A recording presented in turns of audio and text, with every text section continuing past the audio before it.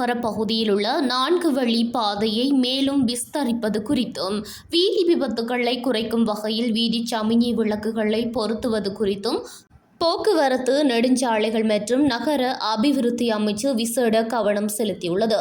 கிளிநொச்சி மாவட்ட விசேட ஒருங்கிணைப்பு குழு கூட்டம் போக்குவரத்து நெடுஞ்சாலைகள் மற்றும் நகர அபிவிருத்தி கௌரவ அமைச்சர் பிமல் ரத்நாயக்கவின் பங்கேற்புடன் நேற்று புதன்கிழமை 11ஆம் தேதி மாலை மாவட்ட செயலகத்தில் நடைபெற்றது.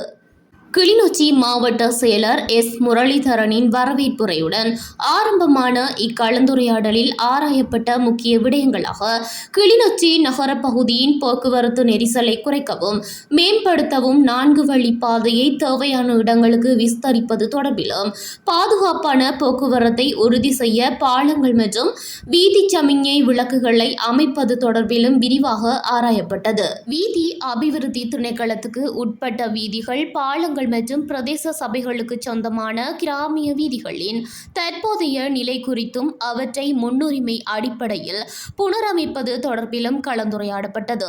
வீதி அபிவிருத்தி அதிகார சபையால் மாவட்டத்தில் முன்னெடுக்கப்பட்டு வரும் வேலை திட்டங்களில் நிலவும் தாமதங்கள் குறித்து இதன்போது விசேட கவனம் செலுத்தப்பட்டது.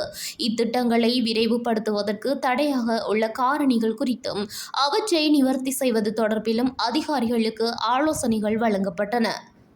இக்கலந்துரையாடலில் வடக்கு மாகாண கௌரவ ஆளுநர் என். வேதநாயகன் அவர்கள், கௌரவ நாடாளுமன்ற உறுப்பினர் எஸ். ஸ்ரீபவானந்தராஜா, வடக்கு மாகாண பிரதம செயலாளர், அமைச்சின் மேலதிக செயலாளர்கள், வடக்கு மாகாண உள்ளூராட்சி அமைச்சின் செயலாளர், வீதி அபிவிருத்தி மற்றும் நகர அபிவிருத்தி திணைக்களங்களின் தலைவர்கள், பிரதேச செயலாளர்கள், உள்ளூராட்சி மன்றங்களின் கௌரவ தவிசாளர்கள் மற்றும் போலீஸ் உயர் அதிகாரிகள் என பலரும் கலந்து கொண்டனர்.